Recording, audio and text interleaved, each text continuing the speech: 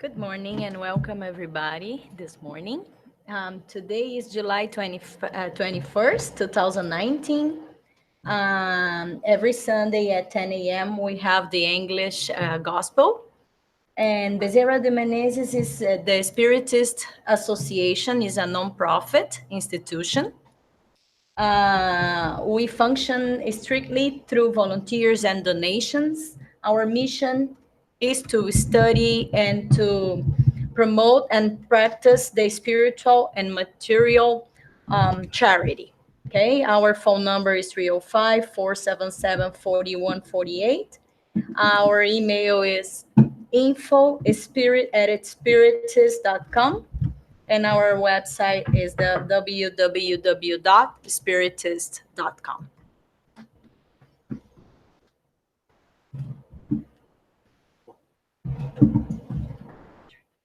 Oh, here. Okay.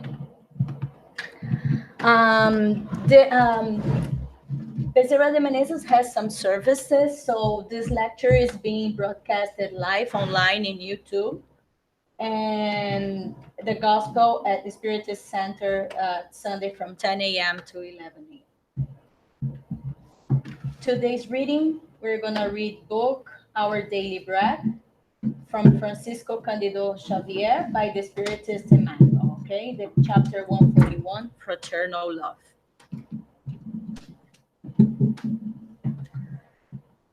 Let fraternal love remain. Paul, Hebrew 13:1. Family affections, blood ties, and natural affinities can be very holy manifestations of the soul when individuals raise them to the altar of the higher sentiments. However, the spirit should not fall under the weight of its personal inclinations. Equilibrium is the ideal position. By being overly protective, countless parents cause their children harm. Due to excessive worry, many married couples descend to the caverns of despair, confronted by the insatiable monsters of jealousy that destroys their happiness. Because of carelessness, beautiful friendships end in the abscess of darkness. The above evangelical appeal, therefore, is of great importance. Pure fraternity is the most sublime of the relationships between souls. People who believe they are children of God and sincere brothers and sisters of humankind are not victims of the ghosts of spite, envy, ambition, or mistruth. Those who love one another fraternally are elated with the joy of others, and they are pleased with the good fortune that visits their neighbor. The violent affections that are common on the earth pass rapidly and are useless. In the web of reincarnation, affections change constantly. Sublime and pure fraternal love, representing the supreme objective of people's understanding, is the imperishable light that will survive on the eternal path. For reflection about today's reading, in explaining Paul's verse, Emmanuel reminds us we should not fall victims of our personal inclinations and advises us to find a balance when we demonstrate and display our love, feelings, and sentiments towards those we care about. By being overprotective, we can cause harm to our children. By excessively worrying about our partners, we can be confronted by jealousy, which can in turn cause doubts, anger, sadness, anxiety, and can destroy relationships. Let us be children of God, sincere brothers and sisters of humanity, so that we don't fall victims of envy and mistrust. Let us find equilibrium and fraternal love. Let us feel happy for the joy of others, as this will lead us to the everlasting light that will survive and guide us to the eternal path.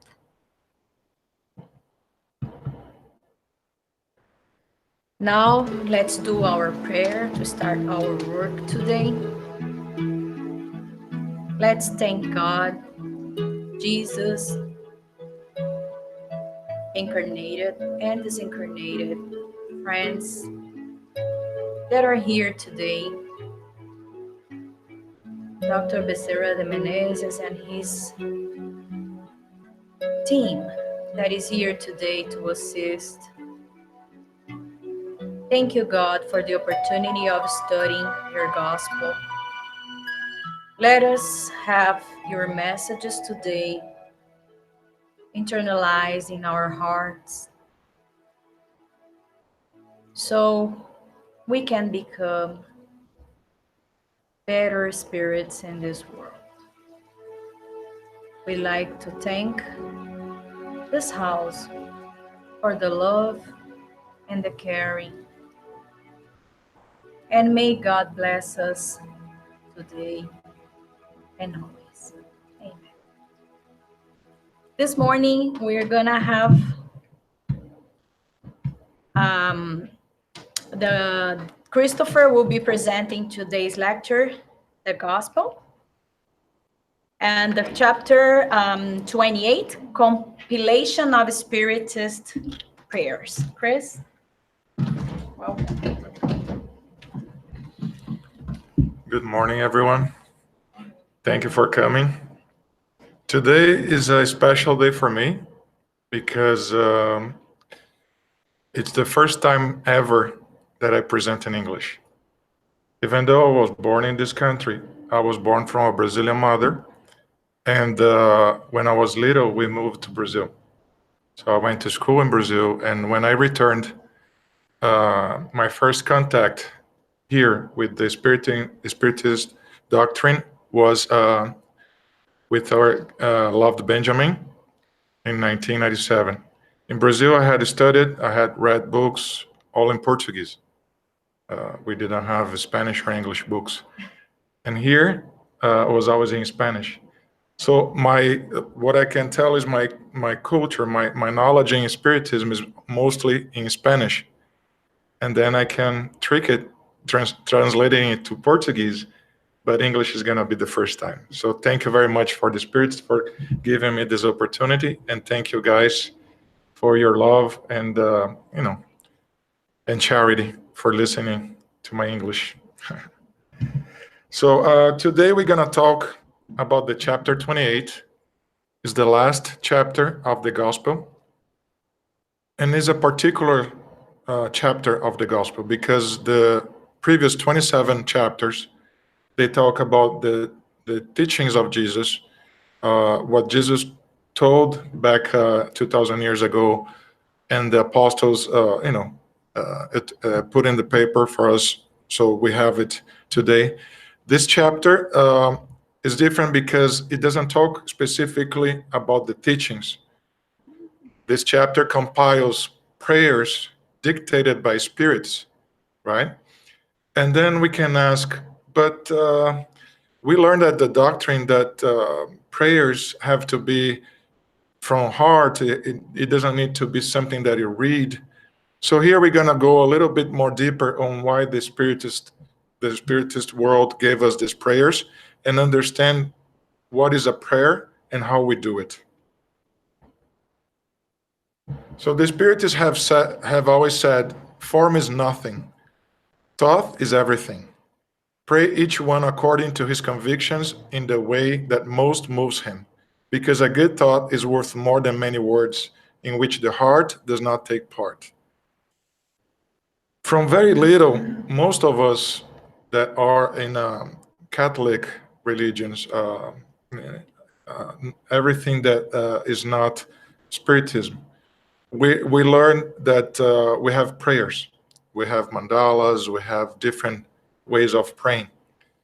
My experience as a child, I was born from a mom that was very into spiritualism.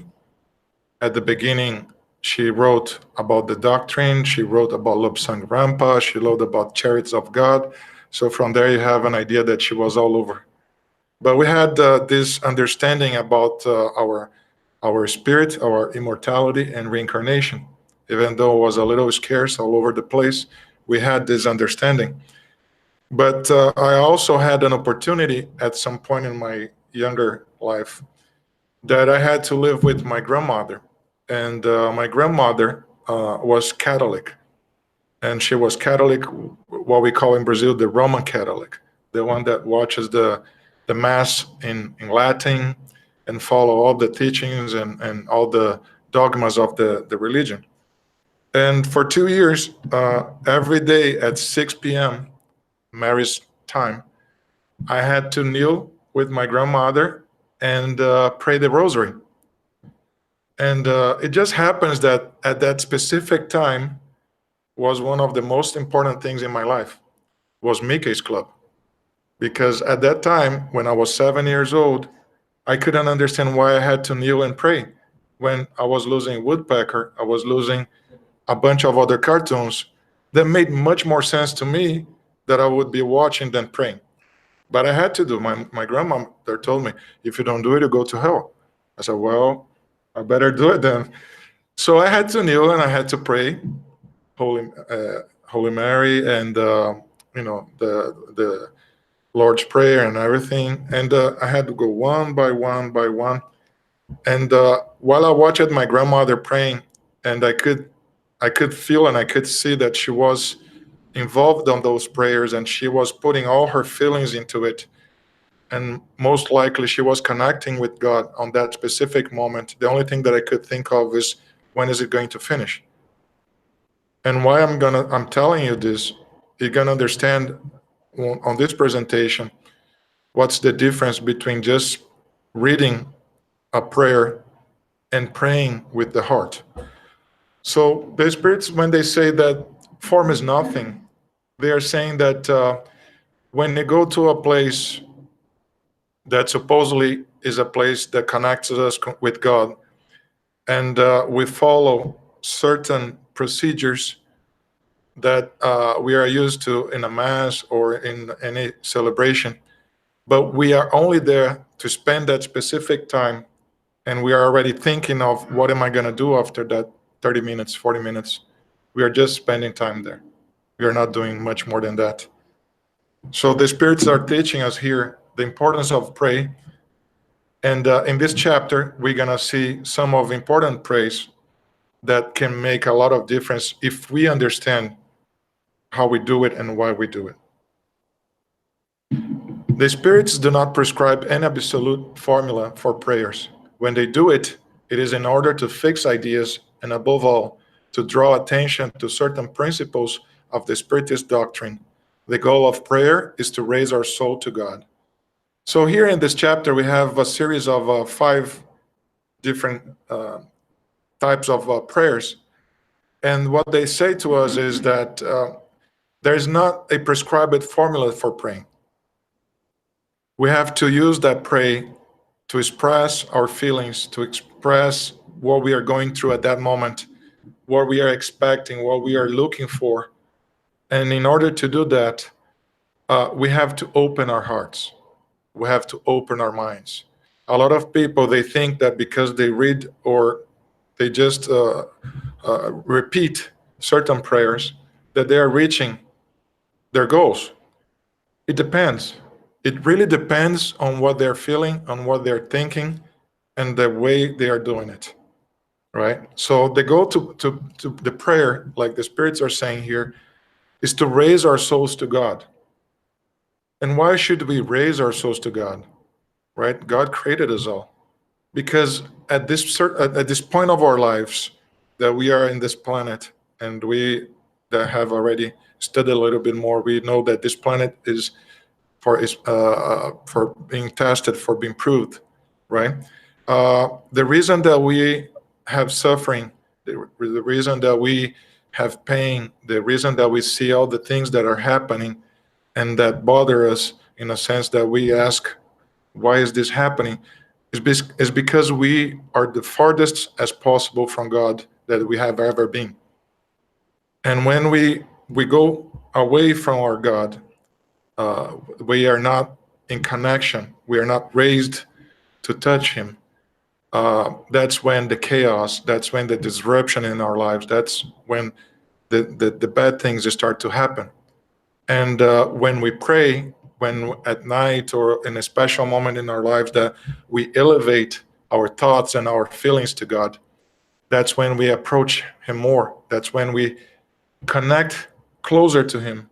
And by connecting to Him, we feel His power, His love, and we feel that we can find the strength to continue and to pursue our goals. Spiritism, the doctrine that we are all are here, recognizes as good the prayers of all cults. So one of the things that I always talk on the study classes or any other opportunity that I have to talk about the doctrine is that the Spiritist doctrine is not a future religion. A lot of people think, oh, but the Spiritists, they think that they're gonna be the one that everything else is gonna disappear, and the Spiritist doctrine is gonna be the one. No, the Spirits, they don't tell us that. We are not the religion of the future. We are the future of all religions. You guys see the difference? The difference is that all religions will exist. They will continue. The Jewishes will be Jewishes.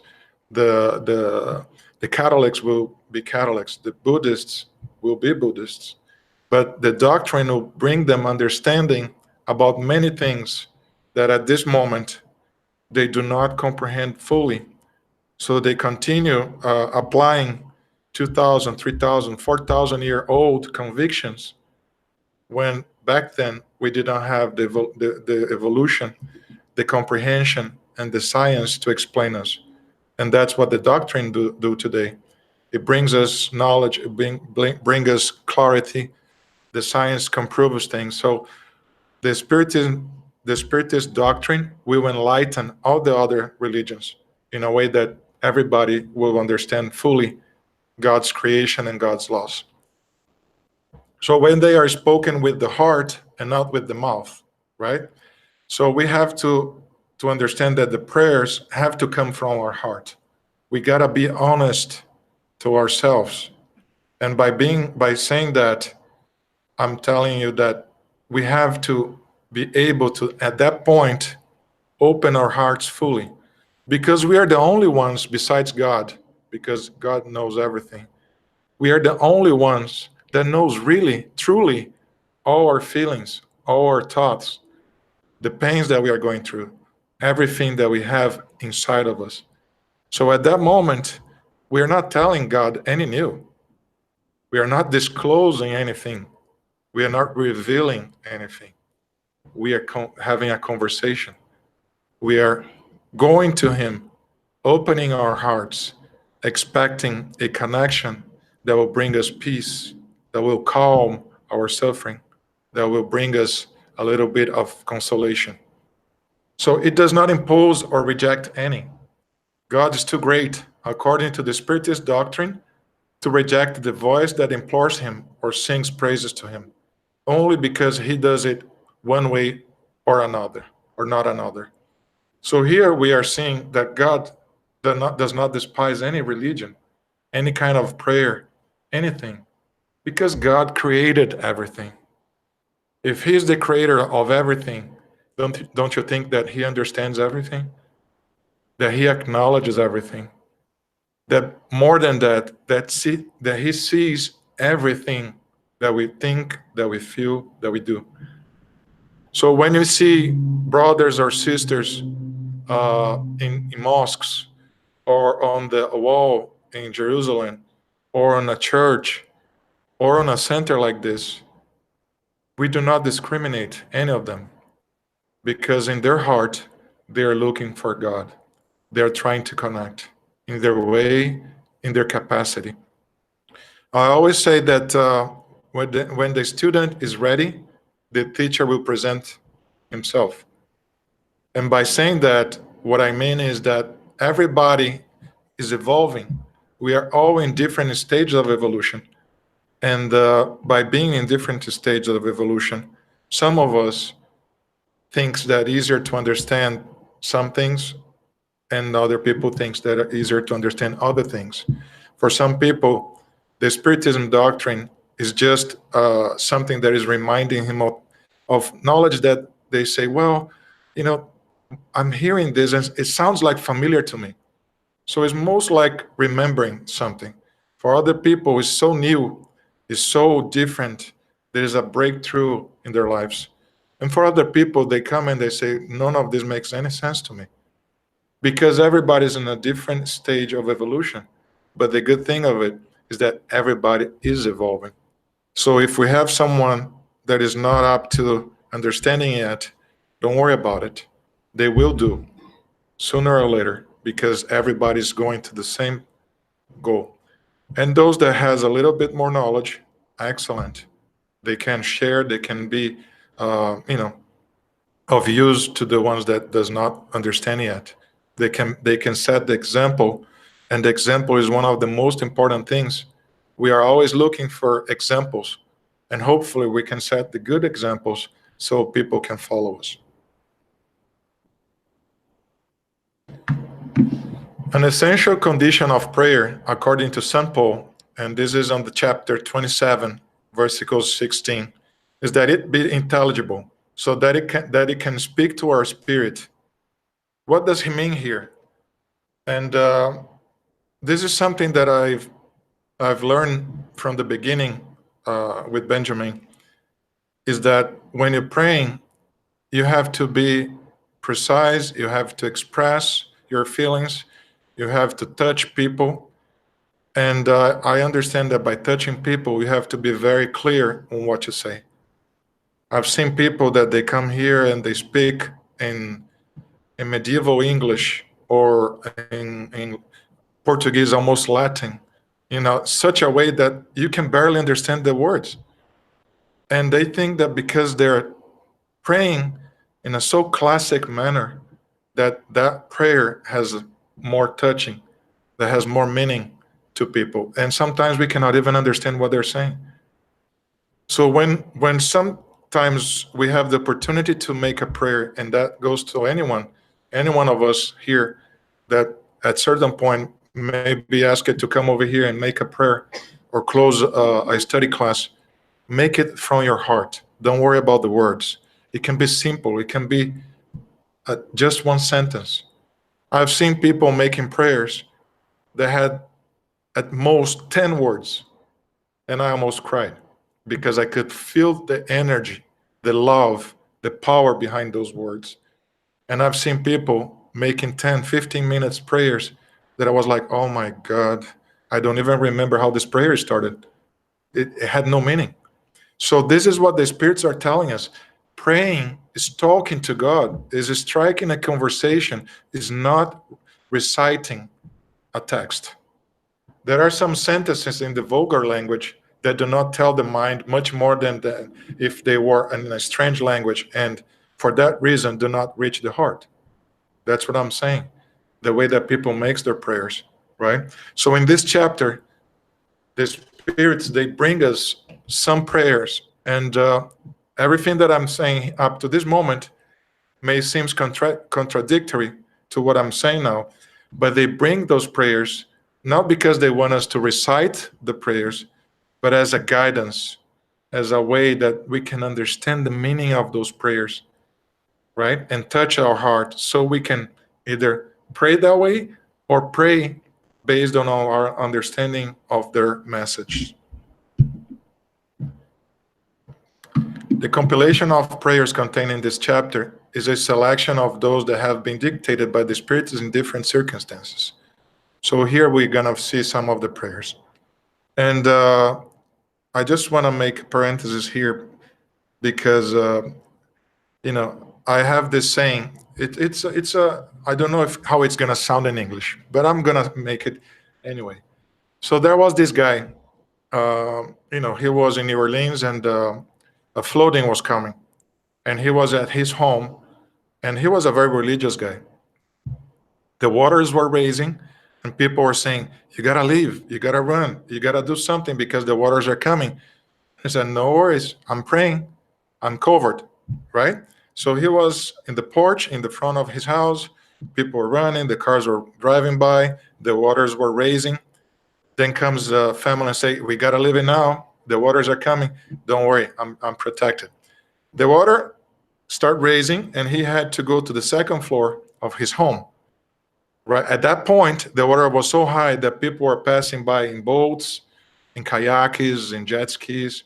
Then this guy came in a boat and said, "Listen, jump on my boat. I'm gonna take you out of the house. Don't worry, I'm covered. I'm praying to Jesus. He's gonna send someone to help me." And the boats left. The waters kept raising, raising. He was already on the roof of his home. And a little note, he didn't know how to swim. Then comes this guy in a bathtub. Because at that point, if the water is on the roof of the house, whole New Orleans was underwater. So this guy was floating in the bathtub, and he came by and said, "Listen, jump in. I'm going to take you out of here." The guy said, "Don't worry. Jesus is sending the angels to help me out. I'm going to be okay." And the guy went out. 2, 3 minutes later, the water was so high, the guy was having a hypothermia, and he decided to swim. Then he realized that he didn't know how to swim, and he ended up drowning. What is the purpose of this saying? Is that God sends us when we pray to Him, when we are praying, when we are asking. God hears us. The spirits hears us, and they send the angels in a way that it can be you, it can be her, it can be any one of us. And that guy was asking for someone to come, and a lot of people came, but he was expecting an angel with wings, just like we were 2,000 years ago, waiting for the Messiah to come in a chariot with his army behind him, right? So when we pray, the spirits, they hear us because they hear everything. And if it's meritory, they will help us. If it makes sense, they will help us. If what we ask God is for our own good, He will send an angel to us. But if it's something that we believe that is good for us, but God, our mentors, and the spirituality know that is not going to be good for us, we're not going to get it. Because we are not here to fail. We are here to succeed. And God and our mentor and everybody else that loves us and wants us to succeed will do everything in their power to provide us the right tools for it. So the prayers contained in this compilation, chapter 28 of the Gospel, have been divided into 5 categories. General prayers, prayers for himself, prayers for the living, prayers for the dead, special prayers for the sick and the obsessed. So general prayers, they give us an idea of general conversations that we might have, with God, with our mentor, with our parents that left already this planet, because we can talk to our parents. There's no problem with that. If my mom and my father, that both are disincarnated, if I want to talk to them, I can. I might not hear anything because maybe I'm not medium. I don't have the mediumship to listen to them, but I can feel sometimes when I sleep, dreaming of them or feeling some sensation of good things coming. And most of the time, if not always, are the people that we love replying to our requests. So when we pray for himself, for us, I'm praying for myself. I'm praying for strength. I'm praying for guidance. I'm praying, for consolation, because we live in a strange world that we have 7 billion people here struggling to repair, to rectify their mistakes, to learn new things. So from primitive spirits to spirits that have a little more evolution than us, we have everything, and we see everything. So sometimes it's really hard. It's understandable that it's hard, but we have to ask God, and we have to ask, our mentor to provide us strength, guidance, determination, Because when we come here to do something, to improve, to rectify. And sometimes we need a little bit more strength to continue doing what we ourselves requested. So prayers for the living is when we ask, for the friends, for the family, for the person that we just met, but we feel that, we need a little more guidance. So we make those prayers for the living. Prayers for the dead. We can pray for the dead, even though they're in a better situation most of the time, right? With exceptions. Most of the time they are in the spiritual world, and that in the spiritual world, we have a relief of the pressure that we have here.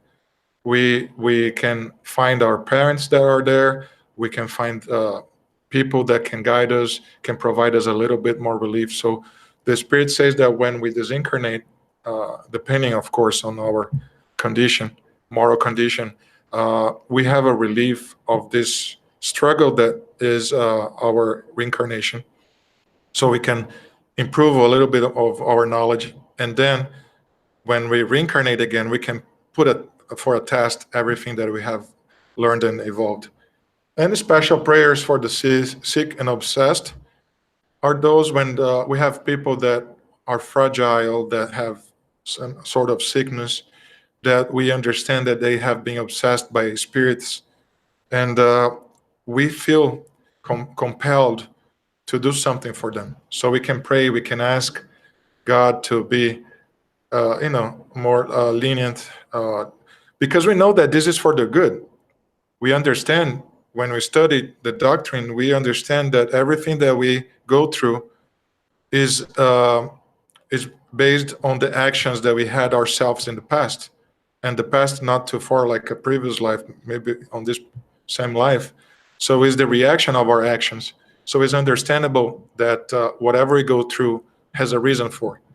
But nothing impedes us to pray, asking that those proofs, those tests, will be a little bit lighter, because sometimes even we are prepared for those things. It's tough. It's hard. So these compilations have all the tools we need to understand what the prayers are, and we don't need actually to read them every night to communicate with God, but they are giving us an idea of how we can do it, how we can convey our thoughts. So a lot of people, they have a hard time conveying their thoughts, right? How am I going to put together my thoughts? How am I going to explain to God what I'm feeling? Do I start from this? Do I go from there? It's understandable. A lot of people, they have difficulties expressing themselves. Imagine thinking, right? So here they give us a little bit of guidance on how to put all this together, how to express ourselves. So understand this as a class of how to make a presentation. And going back to 1997, I remember when the center was on Caleocho. When I came back from Brazil, I was born here, so my first language was English, but I kind of lost it because I was raised in Rio de Janeiro, and Portuguese language became my main language. When I came back to Miami, to United States, I went to live in Springfield, Missouri. It's a small city in Missouri, and barely people know any other language than English. So my first contact with Spanish was in 1991, when I came down to Miami, and I went to work in a company where everybody spoke Spanish, and most of the people, they were Cuban. And my first language speaking Spanish was Cuban, to the point that that was in downtown, and to the point that I used to go to the restaurant to eat with my friends, and everybody thought that I was Cuban, until one day that I spoke Portuguese, and the guy from the restaurant came to me and said, "Wow, how did you learn Portuguese so fast?" And I was like, "You don't understand. Portuguese is my first language." No, no, no, tu eres cubano. No, I'm not. Right? So this is how funny. And then later, in 1994, I had an opportunity to work at Victor's, a Brazilian store in downtown. And then my Portuguese all came back. But So in 1997, I was at Caliocho, and Benjamin decided to put together a class to teach us how to express ourselves, how to present a gospel like this. And I'm a Gemini, so I said, why not? Geminis have this thing about talking and reading, and we have to be always busy. And I signed up for the class, not knowing that I would almost die that day. So Benjamin wrote in a paper some sentences, and he divided with the people that were participating. And we had to read that phrase and make a speech based on that phrase. I got mine, I read, and I said, okay. When I stepped on this place here, and I looked at the people's face, and for me, everybody was looking like he's gonna fail. He's gonna fail. And I started trembling, and I couldn't breathe, and I was sweating, and I started getting cold to the point that I had to sit, and people had to give me some air because I was about to have a heart attack. I really thought that I was disincarnating at that point because I never presented anything. I remember at school, I was never presenting anything. I was the one that sat in the back of the class. I was always an A+ student, but I never opened my mouth. So Benjamin came to me and said, Chris, I learned in this class that I was doing, I don't know if it's silver mind control that he was doing, said, the main thing that you have to learn is you cannot be afraid of being afraid, because being afraid is normal. But people are afraid that they are afraid, so they block themselves. And I said those phrases in my mind for a while, and I said, it makes all sense. Let me try again. And stuttering and trembling, I was able to maybe talk 5 minutes. And from that point on, I never shut my mouth anymore. I've been talking like a parrot. And if you let me, I go straight 3 hours talking on the Wednesday on the fluid therapy. Sometimes Antonia or Tensa, they have to interrupt me because I go through 2 hours, because I learned that I'm afraid. Right now, if you ask me, I'm trembling a little bit because this is my first time speaking English, but I'm not afraid of it. Actually, I'm using this strength, this power, this energy that is circulating in my body to put out those words that I'm giving to you guys. So I learned how to do that. And this is an interesting thing because it might be helpful for a lot of people. Never be afraid of being afraid. Never be afraid of asking your boss about a raise or about a relocation or telling people what you think. Speak up. Put out all your feelings. Be honest. There's nothing wrong with that. We are all afraid, and that's a good thing because it's a sentiment, it's an instinct of defense. We all have it. So on these prayers, there is a specific prayer that the spirits put a little emphasis on it. And I'm not going to say little, I'm being modest, I put all the emphasis on it. The spirits have recommended that we place the Sunday prayer at the beginning of this compilation. So chapter 28, the first prayer that they refer to is the Sunday prayer, right? Not only as a prayer, but also as a symbol. Among all the prayers, it is the one they place first, either because it comes from Jesus himself, and I apologize that himself should be with a capital H, and based on St. Matthew, chapter 6, verses 9 to 13, or because it can supply them all, according to the thought we associate with it. So here, look at this. Here it says,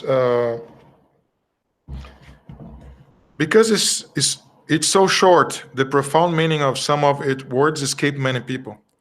And people go again looking for long prayers, right? This is usually because they say it without thinking about the meaning of each of its phrases. They say like it like a mechanical formula. Some thinking that its effectiveness depends on the number of times it's repeated. The number is almost always Kabbalistic, 379, with its origins in ancient belief in the power of numbers and other magical rituals. So here we are not talking about any specific religion, but it's true, because the rosary has a certain number of beads. You have to say some prayers in a number of times to make sense, right? And that was always confusing to me. Why do I have to repeat the same thing? Are they listening? Can they hear it? Are the spirits with some problem that I have to repeat, repeat, and repeat? And it was so confusing to me, especially because sometimes we had to do it in Latin, and I had to learn it, and it was so confusing because I didn't know what kind of language was that. But it was funny because back then, my grandmother, up to this day, and I mentioned that because the example is everything in someone's life. The example that she left for me is the dedication, the belief, the sentiments, the feelings. Even though she was doing something that she was taught uh, according to what the religion told her, what the common education told her, she was doing from her heart. And it was so powerful that I could feel the energy coming from her. Right at that point of my life, among other things, I was about 7, 8 years old, and I had the mediumship coming out of presenting itself. And one of the ways that I could feel things was this feeling of the vibrations and things around me. And I can tell you that I could feel so much strength on her feelings that I'm pretty sure that everybody heard. God for sure, her mentor, all the spirits around her. So the power of this sentiment is what the prayers convey to God. And when we can reach Him with truthfulness in our saying, like I said in the beginning, He already knows everything. We are not disclosing anything, but we are being honest. We are being transparent. We are making a clear connection to Him. So if we are being able to do that from us to Him, we are opening that channel to receive His love, His guidance, clear as it can be. And that's the purpose of praying. So here we see Jesus talking to the people in the mount, and move forward, advance through the paths of prayer, and you will hear the voices of the angels. And this part here, I want to read this text because if we understand what St. Augustine meant with these words, we're going to understand the feeling of praying. So here it says, you will hear the voice of the angels. What does that mean? Because we know that angels doesn't exist. God created us all equals. But symbolically, we know that the angels, they sing, they don't talk, right? So much harmony. It is no longer about the confusing noise or the shrill sounds of earth. We don't hear palmetto sound. We don't hear people partying, people screaming, right? They are the lyres, and I'm sorry if my way of saying lyres, I don't know if lyres is that way that you say, of the archangels. So even higher than angels, archangels. They are the sweet and soft voices of the seraphim, milder than the morning breeze when it plays among the foliage of your great forests. And if we go through a forest in the morning and we hear the birds, the sound, what magnificent moment that we can connect to the creation and with the Creator. Your language cannot express the happiness. So much is the spread with which it penetrates to your pores. So that sensation, that feeling penetrates us deep into our pores and soul. So alive and refreshing is the spring where you drink when you pray. Free from carnal desires, all aspirations are divine. And you too pray like Christ when he carried his cross in the direction of Golgotha to the Calvary. In that moment, Christ was in connection with God. That's why he went through everything the way he did. So, to make a little consolidation, the spirits have always said, the way of thinking is everything. It's not the way you say, it's how you think. Pray, therefore, each one according to his convictions, and the way that he touches is the most. It doesn't matter the religion, it doesn't matter how you do it, it matters what you do. A good thought is worth more than a large number of words in which the heart does not take part. Forget about saying those long prayers.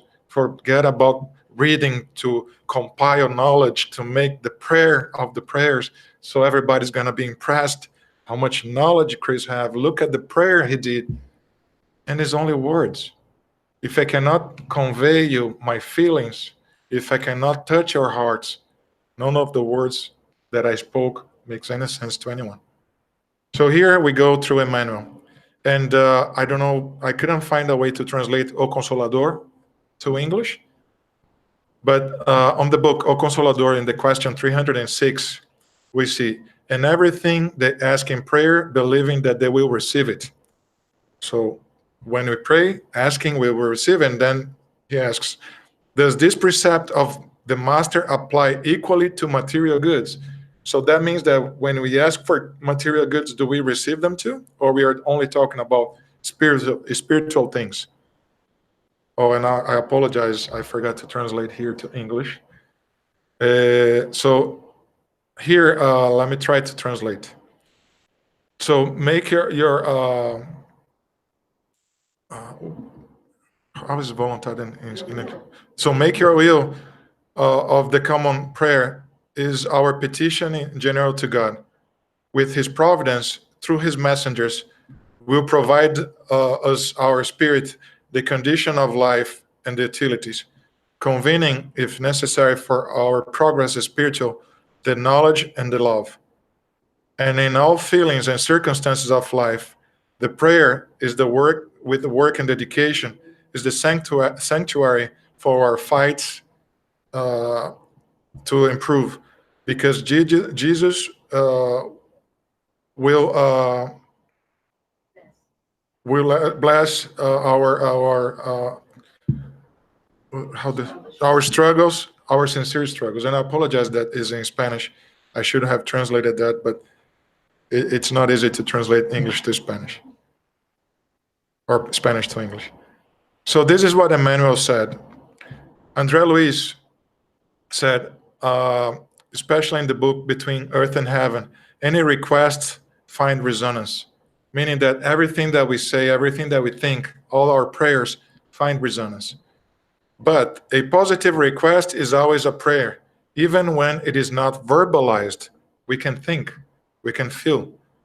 But an evil request is an invocation and unfortunately finds a return. But both connects the requester with those who respond to the request. So here what he's trying to tell us is that everything that we think, that we say, finds a resonance in the spiritual world, even when we think evil things. We connect to spirits that goes on the same vibration, and we end up receiving answer for those things. So we gotta be very careful. We gotta always pray and always keep our vibration and our thoughts in a positive and higher level. So we always connect to the good spirits so we can receive the good vibrations. And here we see Bezerra de Menezes, prayers enables the human being to clarify his own feelings. Those who get used to praying do not give into despair and revolt. We feel comfortable. We feel strong. Prayer is never a monologue. It's always a dialogue with God and with the spirits. By the intimate reception in prayer, the creature talks to the spiritual world, which does not leave it unanswered. So here, I want to show you a quick video, and that video touched me a lot. I don't know if I have sound. Does it have sound? Trumpet before thee as the hypocrites do in the synagogues and in the streets, that they may have glory of men. Verily I say unto you, they have their reward. And when thou prayest, thou shalt not be as the hypocrites are, for they love to pray standing in the synagogues and in the corners of the streets, that they may be seen of men. Verily I say unto you, they have their reward. But thou, when thou prayest, enter into thy closet, and when thou hast shut thy door, pray to thy Father which is in secret. And thy Father which seeth in secret shall reward thee openly.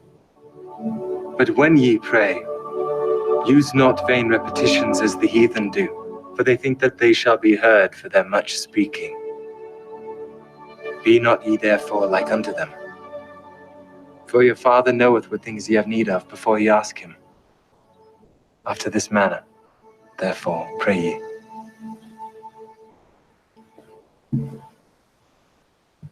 Our Father, which art in heaven, hallowed be thy name.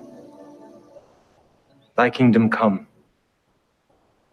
Thy will be done in earth as it is in heaven. Give us this day our daily bread. And forgive us our debts as we forgive our debtors.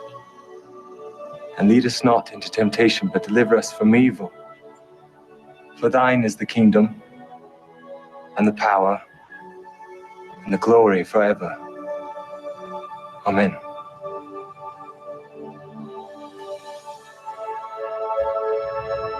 So here we have Jesus, our master, our highest brother, showing us how to make a prayer full of sentiment, full of feeling. When we see Jesus making that prayer, it touches my heart deeply because I can feel that he's deeply connected to God.